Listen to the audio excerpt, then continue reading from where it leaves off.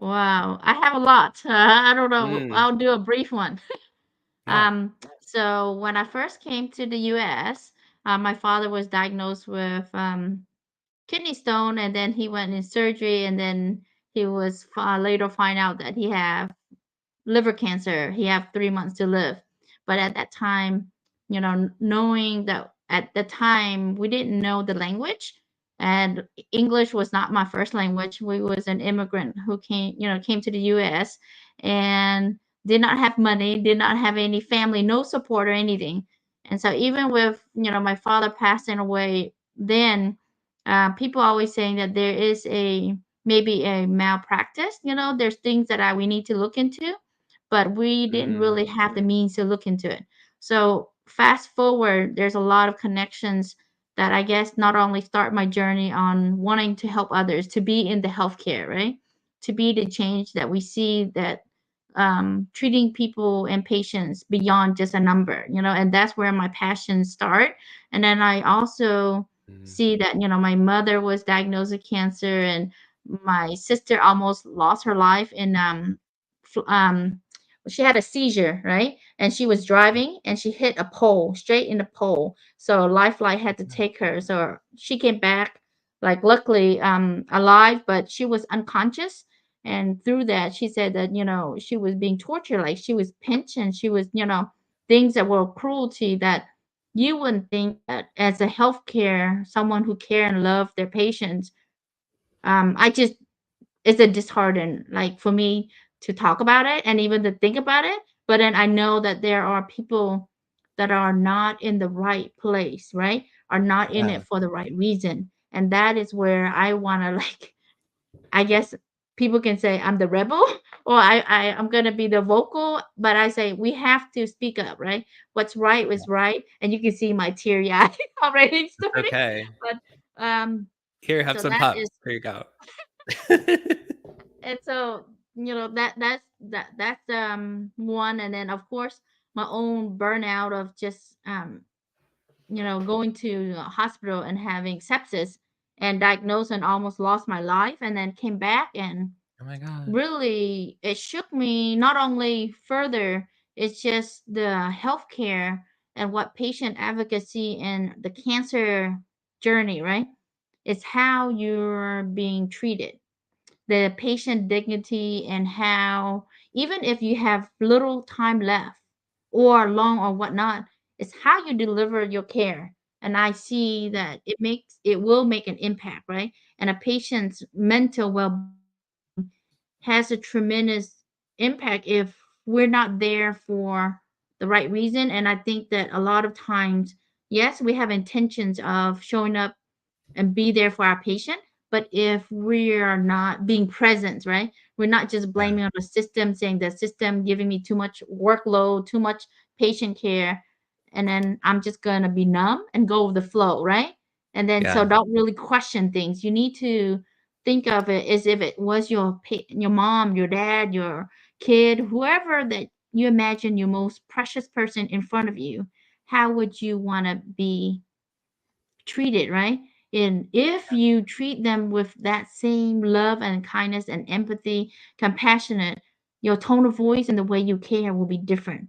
And the Yes. people on the other side, the family members, let's say if the patient's going through, will have that different impact.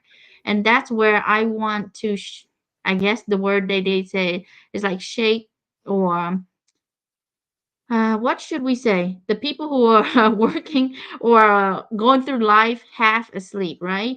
Are just collecting the paycheck, go with the flow, and just a lot of things that you see that it's being either malpractice, where they operate on the wrong parts of the body, or misdiagnosed because a machine there's failure, meaning there's not it's, there's nothing that's 100% right, right? So, and the same thing as human, there's error, right? We're not perfect. Right. Computer and lab tests, nothing is perfect. So that's where I have a passion to say, we have to give back the power, and saying the patients, all of us need to take up, meaning we have to own up to our own health, and cannot be just letting it go and listen to one doctor, one whatever specialist, even if he's got so many publications, so many patients, it does not mean you can just let go and kind of not fight for your life. I think that as a patient advocacy and as someone who's been through in my family and I've been on the other side, I said that we have to give back. We have to motivate, inspire, and that's what you're doing with you, Tim, Shannon, and all the lovely people that you brought to shows. When I'm able to watch, it's not only I see what you're doing and what the impact, the positive impact to our cancer community, because cancer is not a when people look at it, it's like a death sentence, but it's not. It's like when your cells is overacting. So it's like eating your own cells, whatever it is, whether what organs, right? But the fact that when you have a lot going on and you're newly diagnosed, or even if you're ongoing, you have side effect from the medication. You have, chemotherapy. You have losing hair. You have so much. You have bruising, right? Or maybe vomiting, throwing up. There's so much empathy and compassionate that we need more of that emotional intelligence, right? It's not just about memorizing and being so what do you call very studious or in your whatever you do, but I think it's that nurturing. We have to go back to who we are. And really that's Yeah. what I want people to know, that so many people need us and need us to wake up to say, oh my goodness, I shouldn't have done that. Or even if you done that, let's just give yourself some grace and move on. And how can I change? How can I do better? Let's forget what you've done. Everyone make mistake, but we have to wake up. We have to wake up and say, cannot go with the flow. And I Yeah. know that that is what all you do, all of you, and I love you, each and every one, Shannon and Tim. And it's just, I know it's, you look teary eyed. Love you too, It's Dr. We okay. love you too. It's, huh? Shannon, what you say? No, I'm saying we love you too. And I just want to say I'm also a sepsis survivor. I was in sepsis before they even diagnosed me 4 months before. And I know what kind Oh, of fight that is. So I'm just glad that you are also still here from that. Like you are, I mean, you've endured so much loss and you've also endured so much on your own self with your own journey. So I'm just so glad that we get to hear your story tonight and how much you've been through, and I'm just glad that you're sharing that with us because I also know that culturally we're taught to not share. I'm part yeah, Asian, and yeah. so I'm Jamaican, I'm Black, I'm part Chinese, and I'm part Indian. So I'm just told on 4 different levels not to share my shit. So I'm so glad that you're doing that. Well, I love you, and then thank you for giving me the space, because like what you said is validating, because so many of our cultures is a taboo. Mental health is a taboo. Cancer, you're going through a health crisis, they want us to be hush hush, right? But if we don't share our story, people won't know and how to inspire, to motivate people, inspire, so that they have some hope. That is what we want to give people, is the Yeah. hope that you can make it through. and Right. and that's what we want to show, right? Tim Yes. Tim is like, yes, Yes, we and then all we all do big, that, right? oh, We all give oh, people hope. Dr. New, I'm aw. curious. I'm curious.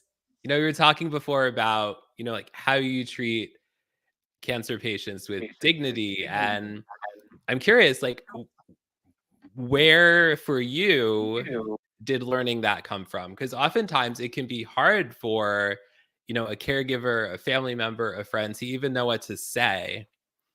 I'm curious your perspective on that. So are you asking from a provider, or as a patient, or as a Wherever I a you think want to patient go, advocate? wherever all of you want to go. yeah, Okay, all so of wherever I those. want to go. Yeah. So I think that just the dignity is, the treatment of care, right? When we like for instance, let's say if you come in a room, imagine a patient's newly diagnosed or whatever they're going through, you have to not just, I guess, zoom in and just think about, okay, oh, hi, Tim, you only have mm, X amount of months or year, left, and I can't do anything. The way you come across, if you don't have that compassion and care, the way you come across is gonna be like, so you're giving up on me, right? You're gonna have that Right. interpretation, and then when you come through a room when you already have a lot going on, and your mind as a patient, it's like for me having two kids, I'm gonna leave behind, and I say I cannot, right? My kids are too young. I need to be able to fight and get over it, and that's where it's like, but having someone having that culturally, not only get to know further than just you as the patient just now here, like there's so much that they don't motivate as the patients, or they don't have a way. And I think if I walk in and if someone say, good morning, Tim, or good afternoon, how's your day, and makes things a lighter day, meaning you try to cheer them up as if it was your family. I just think that because we're so mindset of, I'm here to do a job, a 9 to 5, I'm clocking in, I'm clocking out, and that's it, right? And I think that is where the patient dignity is being treated in a way that doesn't serve them any justice for me. That's how I see it, right? I'm not saying that all doctors, all nurses, all pharmacists, all the care members of the team are that way. But I'm saying that we all play a part, meaning we can be the change and we can make changes that can make an impact. If we want it, then we have to have safeguard. We have to implement things to help them be better for the patients because in their bedside and like it's just I think having knowing your patients to be able to first do you know your patient before you deliver that, right? Your dignity, not just the cultural, how you deliver, you have to get to know a little bit about it. Because if you don't, not only you gonna shut the patient off, they don't want to communicate with you. They're not gonna be open up to you because then you're just they don't really care about me. That's on a patient side. They're gonna say, well, I guess that's it. Then there's nothing I can do to as a patient. If you giving up on me as a doctors or healthcare team, then what am I here for, right? And so they lose all the hopes. And the treatment of care, not only how the dressing and like just the vulnerability when you're already feeling all your raw and all the like when you're hurt, it's like your open wound. Your open wound is all raw. So it's already very sensitive. Sensitive not just on the looks, but sensitive to emotional.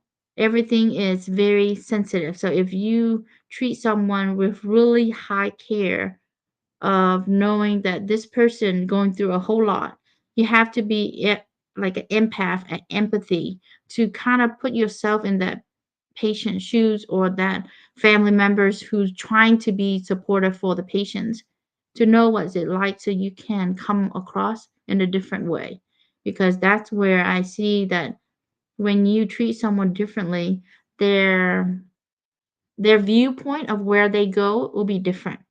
They trust you. They say, even though this is what our lab test is giving us, but we're not, we're not losing, faith on you. We're gonna fight with you. We're holding hands. We're gonna support you. Whatever it is, Yes. even if it's, I'm not saying it's a lip service, but even if you're motivating in a way that's saying we're gonna find ways to help you, right? Doesn't that make you feel better than saying, well, this is all I can do for you, right? It's a different Of way, course. but right, Tim? Then you know that someone is right there with you, saying that I'm gonna walk along with you, right?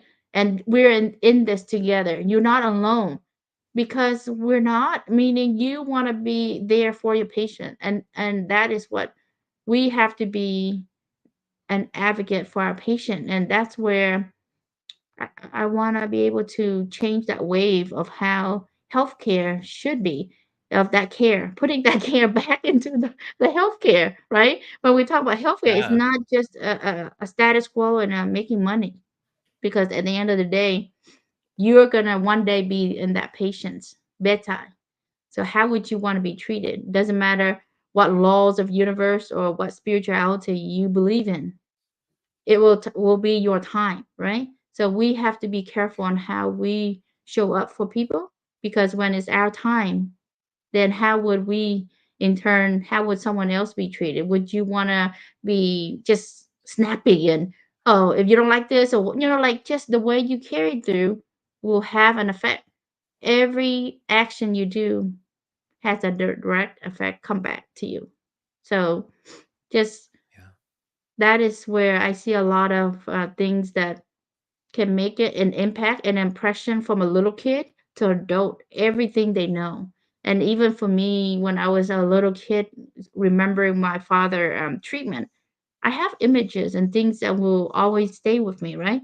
So those are the things that patient, how you treat the patient and the family members around, even the little kids, they will remember how the care team, the doctors, the physicians, the nurse, and all the people care for their father, their mother, right? During their stay there, they can have that impressions. So it's so important. Everything is not about you. It's a community, no matter if you're in a healthcare or if you're in a restaurant, if you're in a Dollar Tree, right? It does not Yeah. matter, but especially in a cancer, when you're going through a life or death, this is the moment that we fight for our life.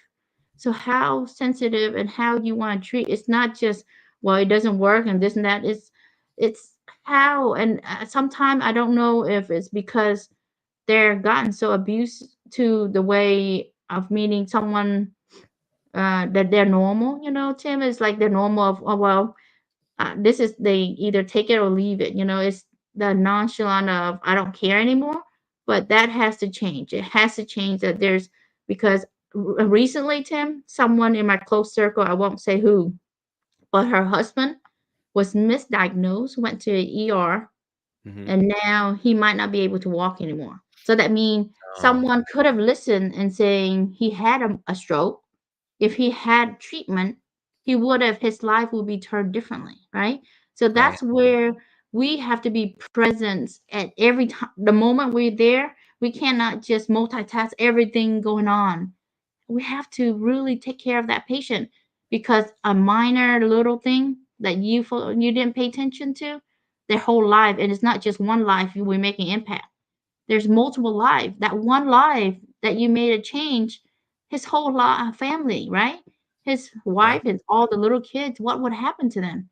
So that's where people need to know that that effect that you do is so, it's a, what do you call it? It's a big responsibility. It's a big burden, but it's also, it's a privilege to be able to care for those patients, right? That's how I see it. It's like it goes both ways, but you have to really take time and be present and treat one another like if it was your, the most wonderful person, love that you adore, and you treat that person and look for the best possible way and care for them. And in turn, the environment and how that patient's treatment, it will change. It will change their mindset. It would say, I'm having this beautiful, Shannon's my care, and she's so wonderful. Tim is there. So when you have that support system, they can be motivated within them to fight for them for their own life. And that is where it's, we need more of those people. And I know that you guys so much for sharing and shining the spotlight for people who are doing such as that, and spreading more of the caregiving, and be for putting people first. The rest Yes. will Absolutely. flow. I love you all. We love you too, Dr. New. Aw. Thank you, Dr. New. It's so great to have you here. And also, I would love to have you as a guest on a show where we could be together like the entire time if you'd like to do that. Yes, would love Yay. to. Great. Great. Well, thank you. We'll talk to you soon. Thank you. Happy Valentine. I love you all. Love you, Shannon, Tim. We love you too. All right. Well, welcome everybody. We're here at Showing Up Perspectives on Cancer, the place where we all hang out, and we don't hang out, not yet, and talk about cancer and all the things around it. And yeah, I don't really know what I'm saying at this point, but we have somebody else who's here who also is going to share her thoughts as well. Is there anything else that you want to say, Shannon, before we bring Branwen on next? I just want to say that I love the fact that we're giving. I just had to change my little title there. Did you see that? No, it's all good. I don't even know what it said before. It said host. I'm still from Friday. Yeah, my bad. I'll have to switch that every time. But but co-host, so we're host, you know. I just want to say that, you know, I really appreciate Dr. New being so vulnerable and transparent and authentic. It takes a lot to do that. And, you know, especially because I've seen her in the comments so much, but we've never had her on camera. So for her to feel that safe, just like how you made me feel safe the first time I shared, it really is special, you know, and especially culturally, I know how hard it is to do that. I do want to shout out Adiola. I just met her in Nashville this past weekend, and we've become quick friends, and I just love her so much. She's doing great work. Unfortunately, she lost her brother to colon cancer not too long ago, and she took her pain and she made it her purpose, and she's keeping his legacy alive and making his death not be in vain by the work that she's already doing. And I admire her for that. I also want to shout out real quick. There's a really great comment by Nicole, and I'm scrolling up for it. I'm sorry, it just popped out to me. That's okay. Based on our topic tonight, I thought it was huge. It's the one at 824. She said, if 99 people judge, but one person is helped, it was worth sharing your story. And I totally agree with that. If my story, even in my entire time sharing, helps one person, or gets that one person to do a colonoscopy and prevent cancer, or just to take care of themselves, or to just impact them in any way, whether it's loving somebody or being a better friend and caregiver to someone going through this, then you know what? My pain has been worth it, right? I think that's why we share our stories, right, Tim? Is to help that even one person. Like, that's our return on investment. I totally agree. I am a strong believer that what we do is not all about the numbers. And yes, I want to impact the most number of people, but at the same time, if we can impact one person, then we're doing more than enough, you know? Yeah. So now what I'd like to do is I'd like to introduce somebody who has been on the show before, who is an author in the second volume of Perspectives on Cancer, Stories of Healing, Hope, and Resilience. And here is Branwen. Hi, Branwen. Hello. How you guys doing? Hello. How you It's guys so doing? good to see you. Good. Happy How are Valentine's Day. I'm all You about too. Valentine's Day. I saw your sweater. I love it, and I love your badass hairstyle. Oh, like, thank you. Pull it off, but you look amazing. I have to say. Thank you. It's kind of grown out. Let's see what side. This side, if you see it, or this side. It It looks usually has great. a design in it. I was always great. It's fun. I was always, before cancer, always so anxious before I'd ever get a haircut, even if it would, and I'd never change anything. And I'd be like, just give me like the tiniest little haircut. And then I'd freak out if it wasn't. And now I'm just like, okay, well, the worst that can happen is I have to shave my head. And at least I have my eyebrows. That was my thing. At least I have my eyebrows. So now I'm just going to just do whatever feels fun. I agree. We just have to live that. Right? Thank you. I love that. So Branwen, tell the one person who doesn't know you, what's your connection to cancer? So my connection with cancer is I randomly found a lump the day before my 40th birthday. Instantaneously, my head immediately went to cancer, just because, you know, you hear all these different things. I I happened to call the doctor after my husband, who is like the calmest person in the world. And he was like, it's probably nothing, this and that. And then I dropped the kids off from school and I came home and he's like, maybe just call the doctor. And as soon as he said that, I was like, okay. So I called the doctor and there was a cancellation. She said, can you get in? I said I could be there in 15 minutes. And then everything sort of happened pretty quickly. So that was November 29th of 21. And I was in surgery for my bilateral mastectomy on December 29th of 2001. So it just happened pretty quick. I had my preventative annual exam in August. So this was middle of August, everything was fine. No lumps, no anything. And then a few months later, there it was. So I am glad that I felt it, just because from August till the end of November is not a very long time. So it was pretty aggressive in there. So I just, it was a lot. I had to do everything alone because it was COVID. So my husband couldn't be anywhere with me.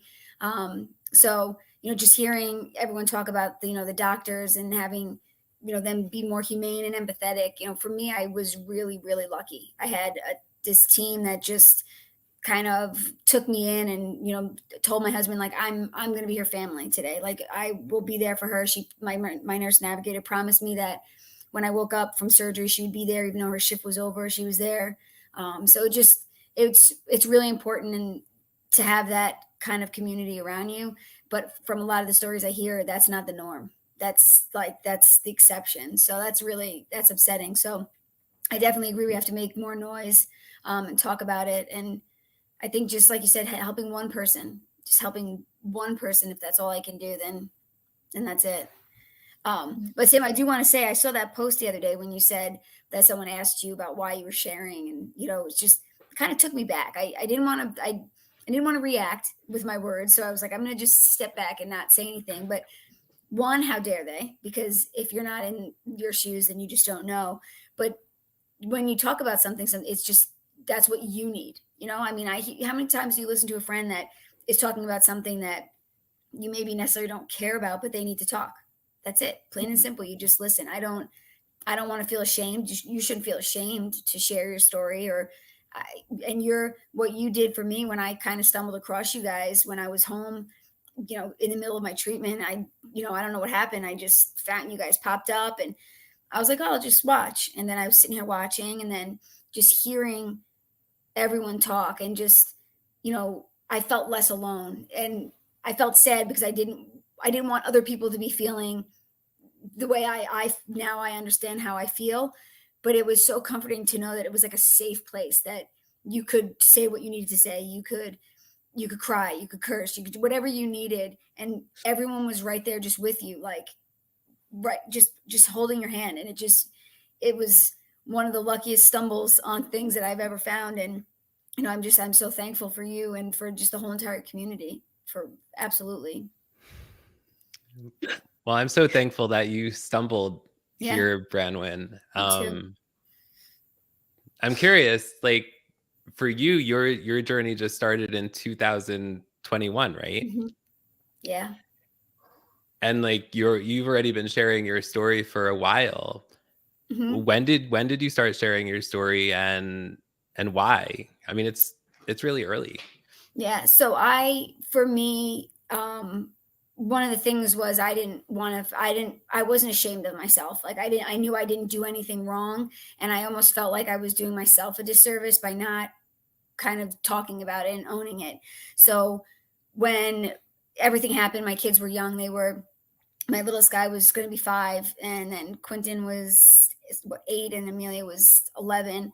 So my husband and I made a decision that we were going to tell them. I didn't want to have it be a secret. Obviously, they were going to see what was going on, but we all kind of dealt with it like as a family. And for me, just talking about it, obviously on a level that they could understand, was just really important for me. And what I did was once I got the exact diagnosis, I had everything, but then as soon as I got that call on December 17th, on that Friday, I had to tell everyone that I needed to tell. Like I couldn't, and like, I mean, my aunt came over.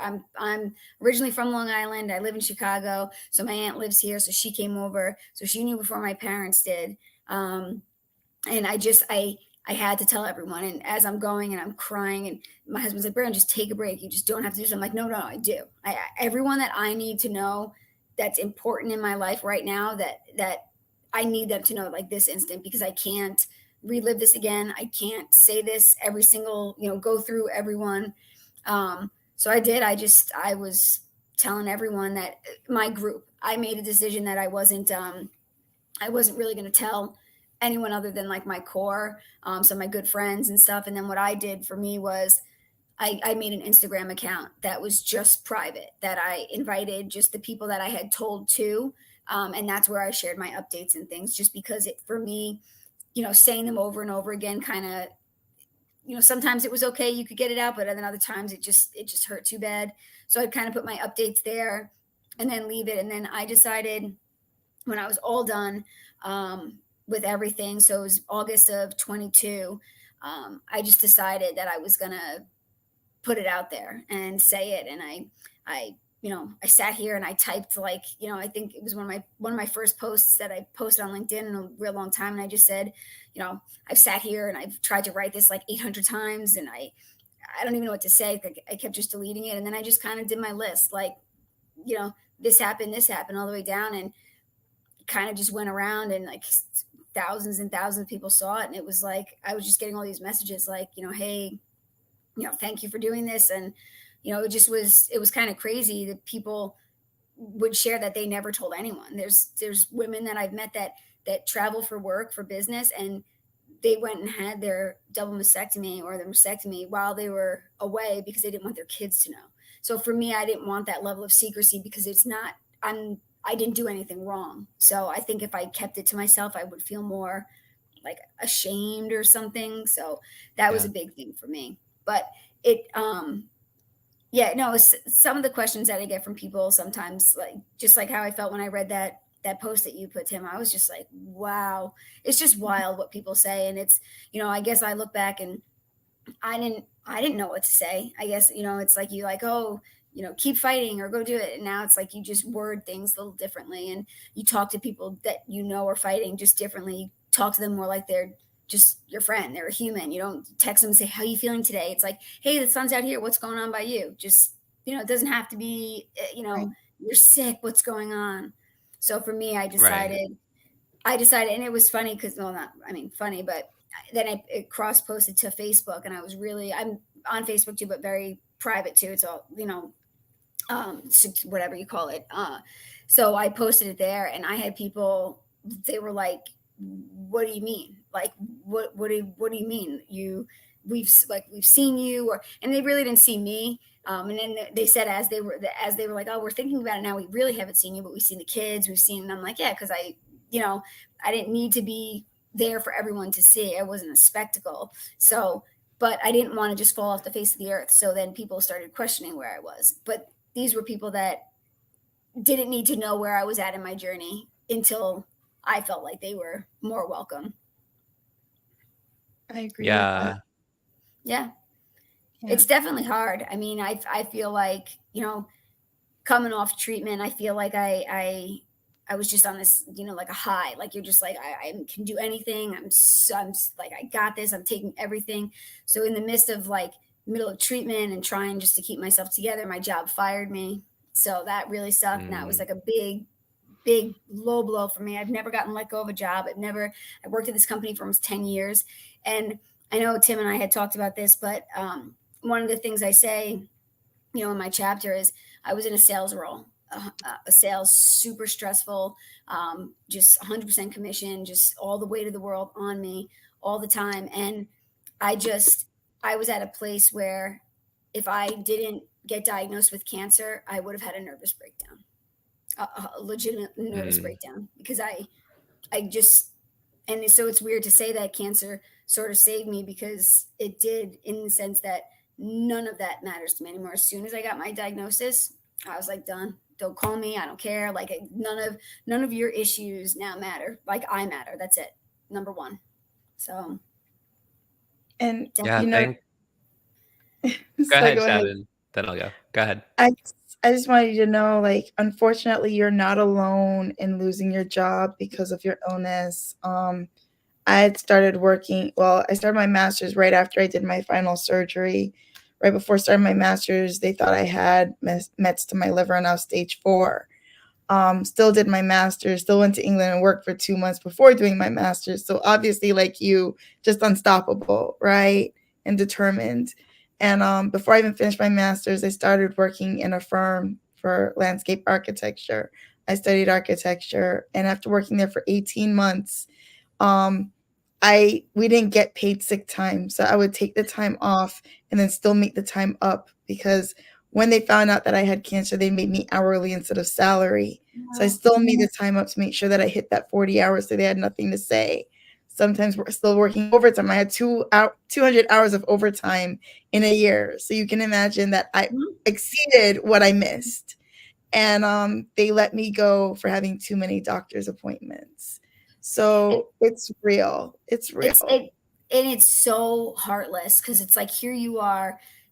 But I mean, I can think of all the things I missed. I missed my middle guy riding his bike for the first time. I missed Easters because I'm getting phone calls. I worked in, I was a healthcare broker, so I sold benefits to companies. So essentially, if they needed something, I had to be Johnny on the spot all the time, and everything was my fault. Like, you know, even if it wasn't anything I controlled, but it was a lot. And I when they let me go, I said, so none of the stuff that I have done in the past almost 10 years matters. So the countless hours I've worked, the travel that I've done, the missing, you know, this, that, none of it mattered.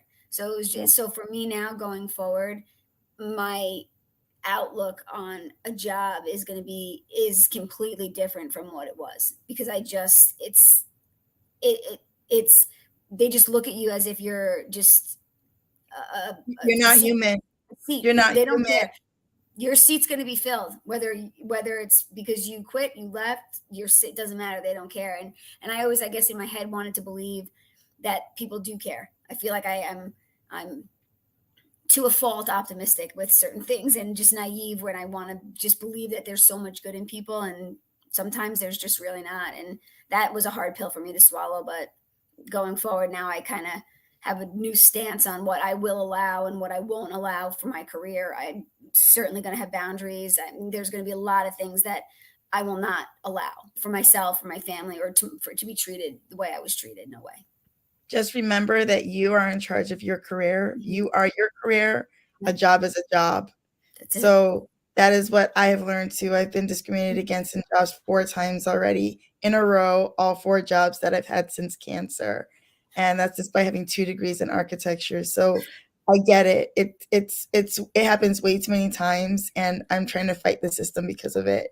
So you're not alone, and any way I can help you or support you, just reach out. I'm here. Yeah.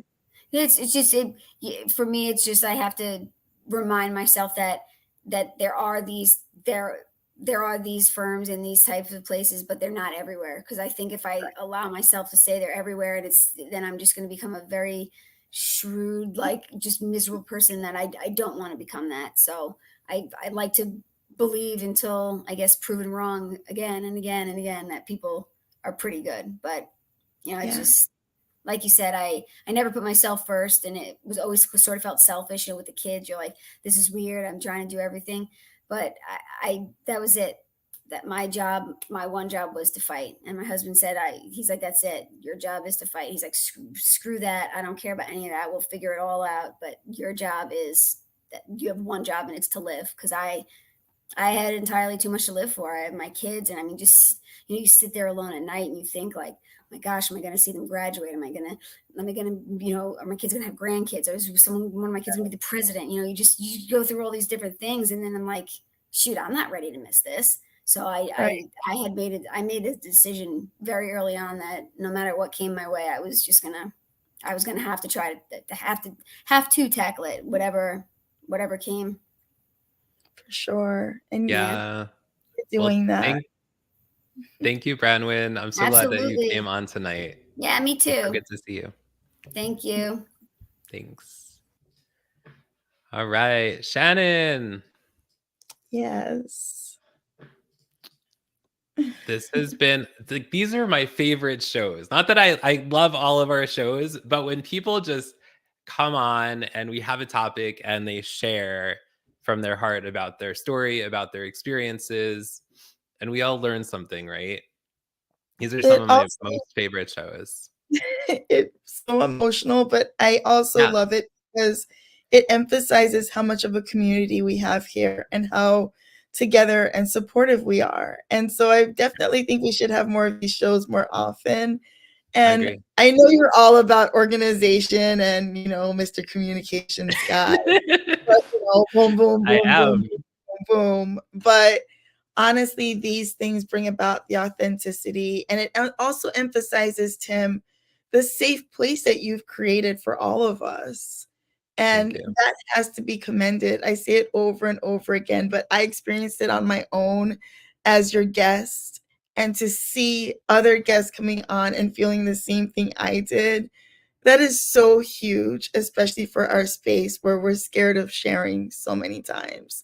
So, you know, the things that people have shared this show, it just speaks to how you allow us to be transparent and authentic and vulnerable.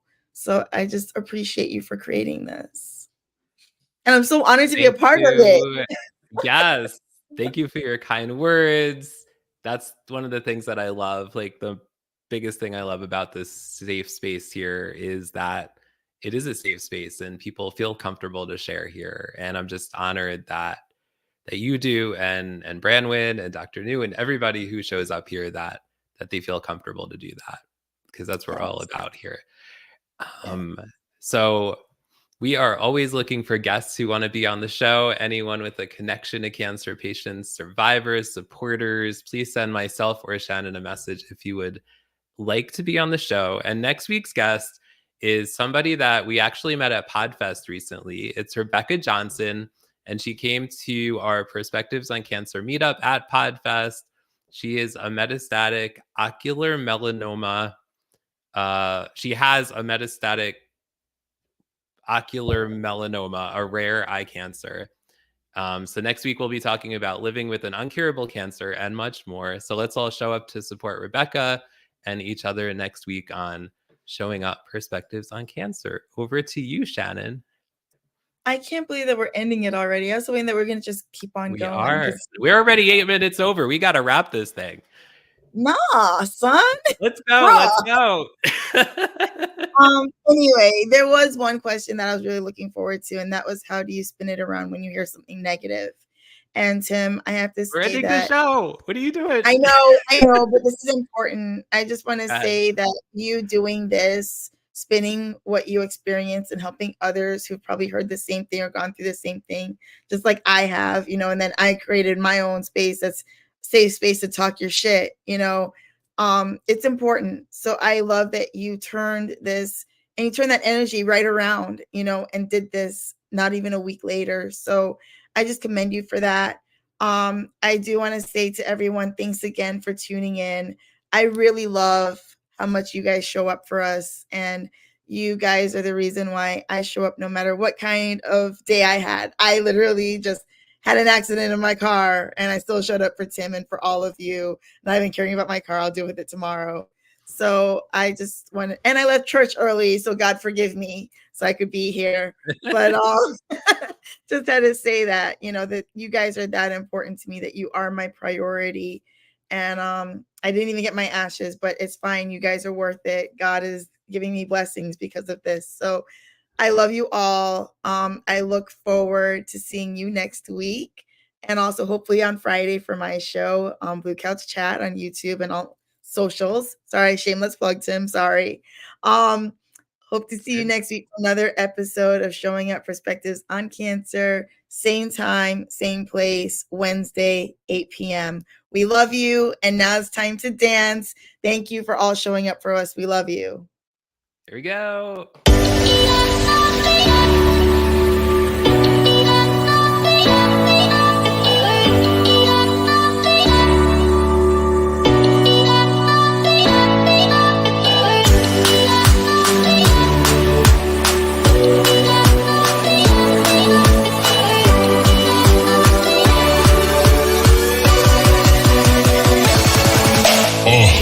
Bye.